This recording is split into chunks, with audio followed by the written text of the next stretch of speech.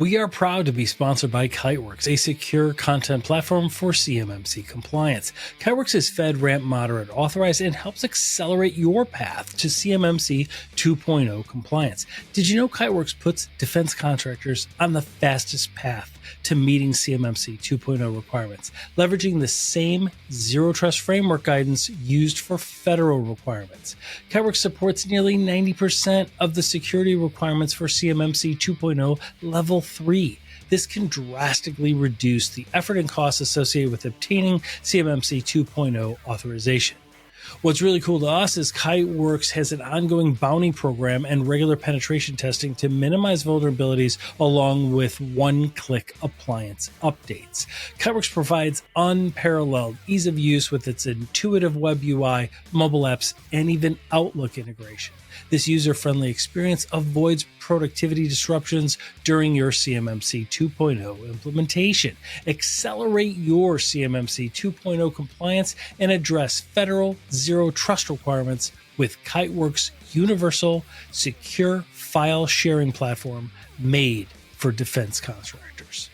Visit kiteworks.com to get started. That's kiteworks.com to get started today.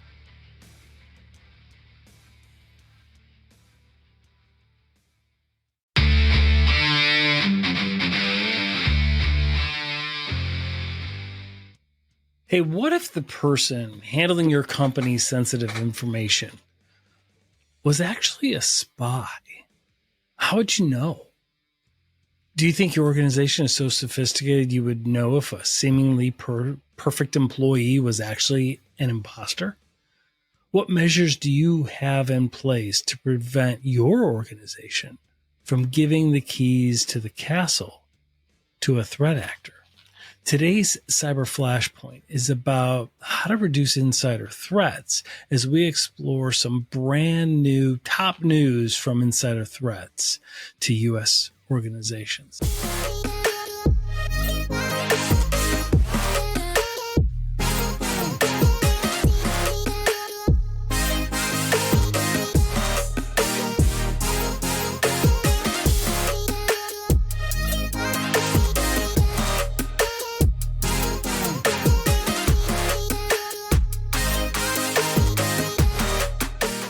Hey, welcome everybody to Cybercrime Junkies. This is your host, David Morrow. Today I'm going to tell you a story that seems like it's ripped out of the pages of a spy novel, but it's a chilling reality. Great credit goes out to KnowBe4, the security awareness company and platform that many use and leverage for test phishing and other simulations. They've got the largest security awareness library on the planet, but credit goes out to them for their transparency and their efforts to spread awareness and sharing this compromising kind of event because it happened to them. Now, keep in mind, KnowBe4 states clearly at the start that after you hear the story, please keep in mind there was no illegal access gained, no data was lost, compromised, there was no data breach, nothing was exfiltrated from any KnowBe4 systems. It's not a data breach notification, there was none. It's really an organizational learning moment, and I really wanted to bring it to your attention because if it can happen to them, it can happen to almost anyone. So it began innocuously enough. A job application from an experienced IT professional. His resume was impeccable. His references were glowing. He sailed through the interview process and soon became, a trusted member of the team where they shipped him out a Mac laptop to his residence here in the US. And everything seemed on the up and up until it wasn't. Behind this facade was a North Korean operative, a meticulously trained spy whose mission was to exfiltrate and infiltrate the KnowBe4 security awareness company. KnowBe4 needed a software engineer, and they were developing an internal IT AI team. They posted the job They received resumes. They conducted interviews. They performed background checks. They verified references, and they hired the person. They sent them their Mac workstation. And when we think about what the hiring process involved, this is what it involved. The HR team conducted 4 video conference-based interviews on various separate occasions. So it wasn't all done once. They confirmed that the individual matched the photo provided on their application. And additionally, a background check and all other standard pre-hiring checks were performed. And they all came back clear. But here's why. They had an identity that was stolen and that this person was using. So everything that would come back to that stolen identity came out clean because the identity that they stole was of somebody that had a clean record. Also, as you know from our prior episode with William Woods, the damage that could be done when leveraging someone else's stolen identity is massive. That other story went on for decades. So here, back at KnowBe4, this was a real person using a valid but stolen US-based identity. The picture that they used was AI enhanced. So check out the different photos here. Here is the real picture, and here is the AI enhanced one. Here's the real one. Here is the AI deepfaked one. So the moment they shipped the MacBook out to the person in the US, that's when the red flags began. Because the moment it was received, it was immediately loaded with the former employee's aim was to be funneling sensitive information and the income that they would pay the person who they thought would be doing the work back to North Korea. And they use handlers. They use people called mules, right? And they create these laptop farms. They would ship the sensitive information and the income to these handlers, and it ultimately results in compromising national security as well as corporate secrets. Keep in mind, North Korea is a banned country here in the US, right? They are an enemy. We don't trade with them. We don't have communication with them. And we have sanctions against them. Because we have sanctions, they use tactics like cybercrime and efforts like this in order to still siphon off money from the US. What's kind of cool is the EDR, the endpoint detection response software that KnowBe4 was using, detected the malware that the person was downloading it, and it alerted the KnowBe4 InfoSec security operations team, their SOC, security operations team, SOC. The SOC called the new hire and asked if they could help. The truth unraveled, though. Unusual network activity was the first clue, the first small red flag. And then when pieced together, kind of revealed this terrifying extent of what was happening. An internal investigation led to a shocking discovery, and that was that this trusted employee was actually a North Korean fake IT worker, a spy in their midst. The EDR software detected it and alerted the SOC, right, who called and they asked for help.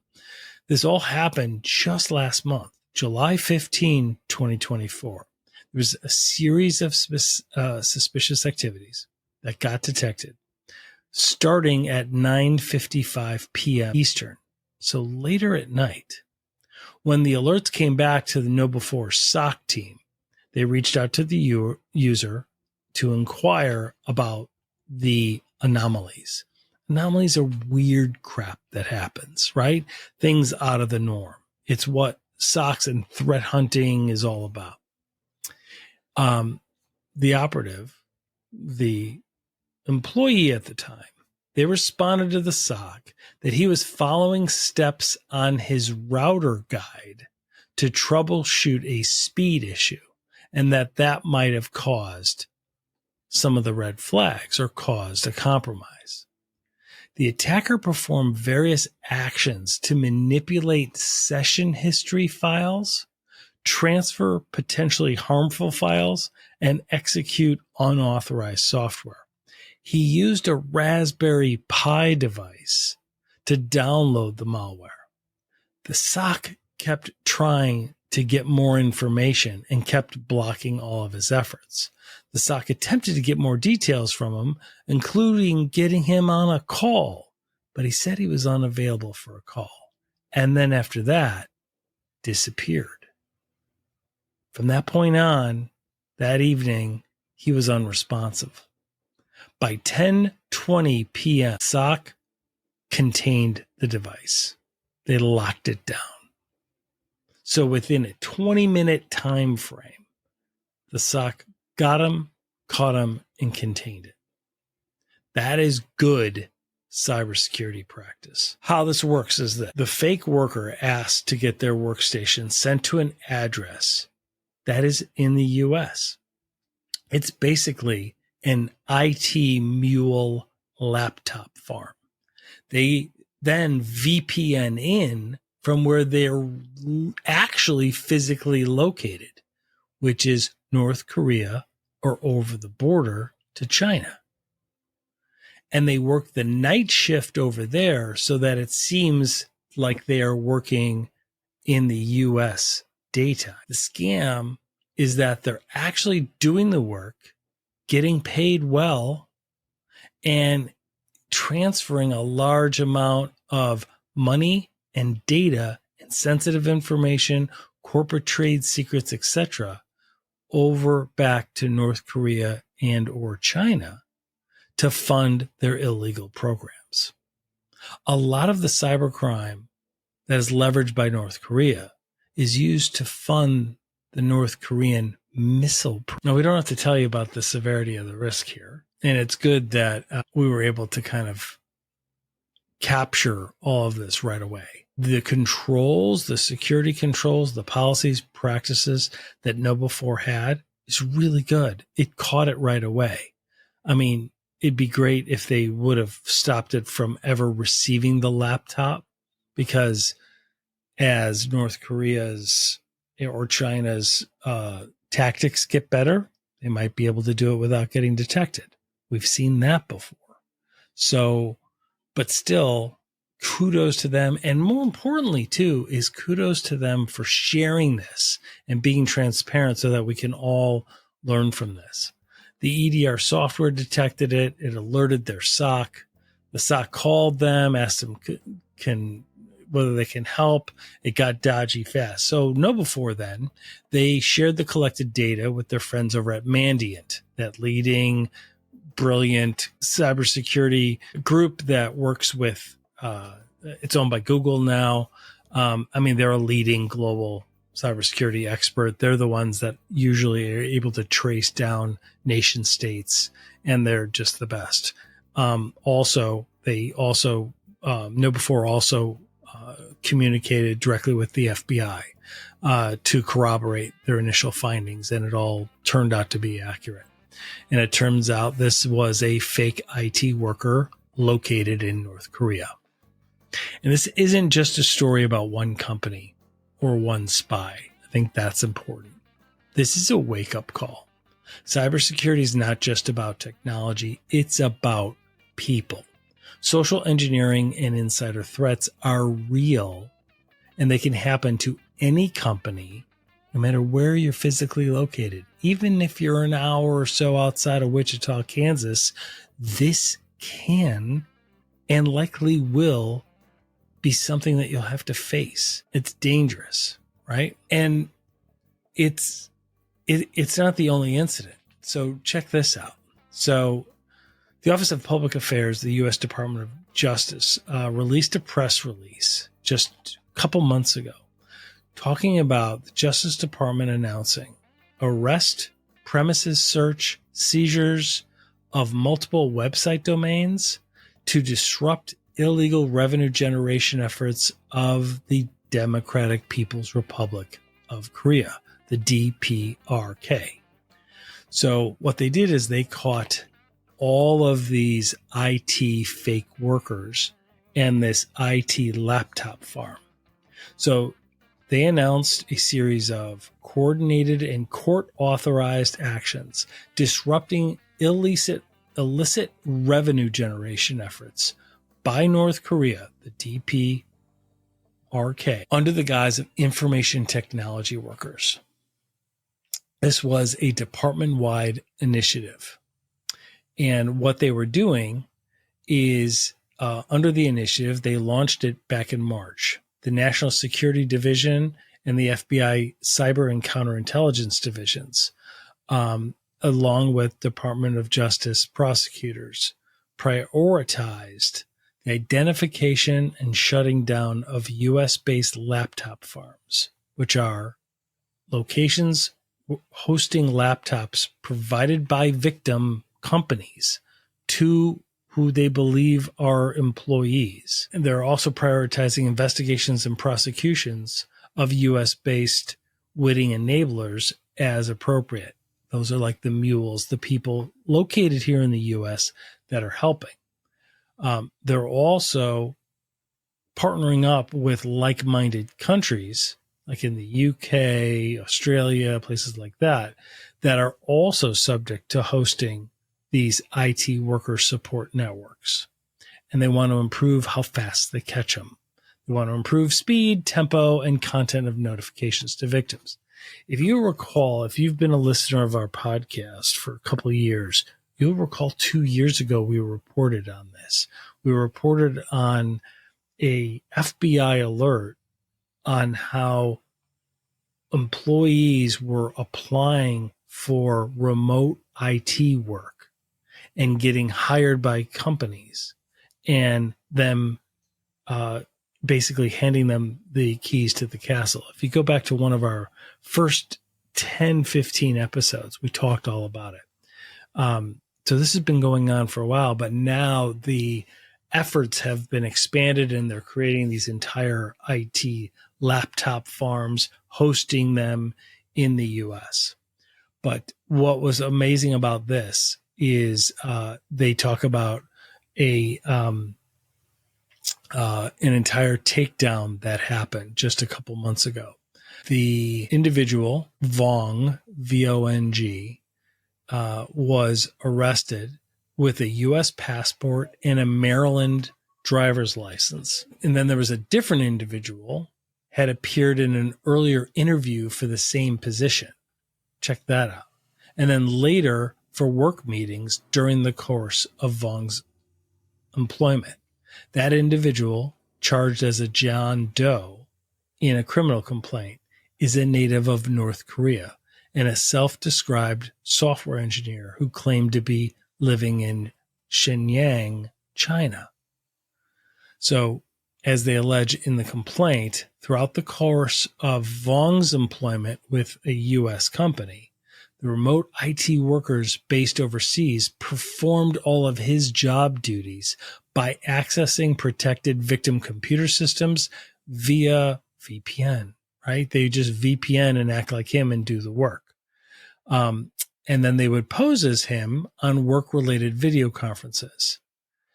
Vong also shipped one or more laptops from his location in the U.S. over to addresses in China.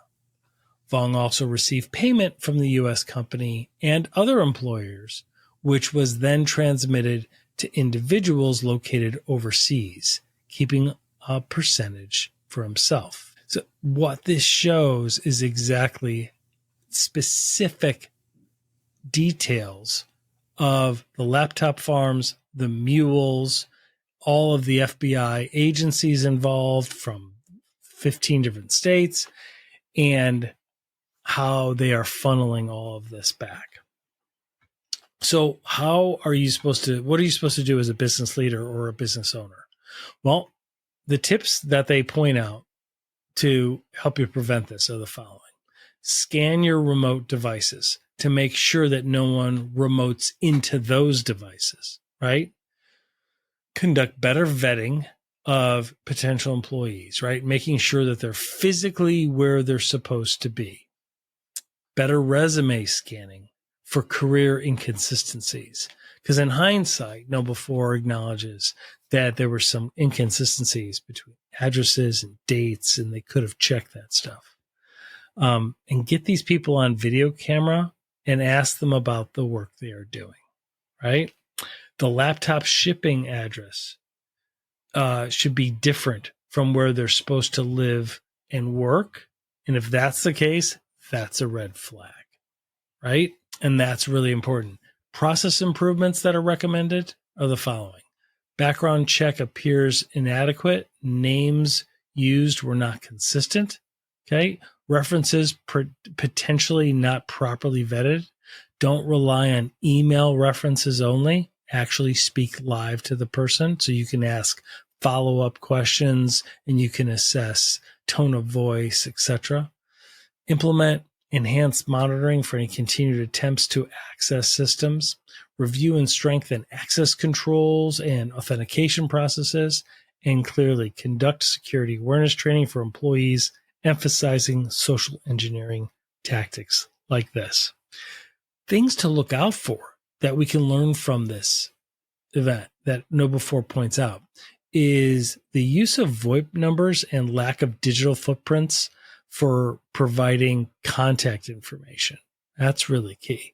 Discrepancies in the address and the date of birth across different sources.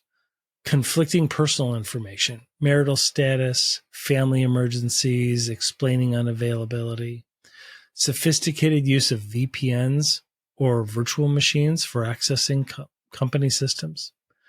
Any attempts to execute malware or subsequent cover-up efforts, clearly, obviously. Here, the subject demonstrated a high level of sophistication and created a believable cover identity. Exploiting weaknesses in the hiring and background check processes and attempting to establish a foothold within KnowBe4 systems. So one thing we all have to keep in mind here is this is a well-organized, state-sponsored, large criminal ring with extensive resources. This whole incident highlights a critical need for more robust vetting processes, continuous security monitoring, improved coordination between HR, IT, and security teams. And again, check out the difference in the photos, right? The one to the left is the real person. The one to the right is what was submitted in. So that is what is a perfect example of this. You know, in a world today where the lines between cyber and physical threats blur more than ever, vigilance is what it's all about. It's the best defense. Like, let's let this story be a catalyst for action. Let's strengthen our defenses, protect our data, and remember sometimes the greatest threats come from within.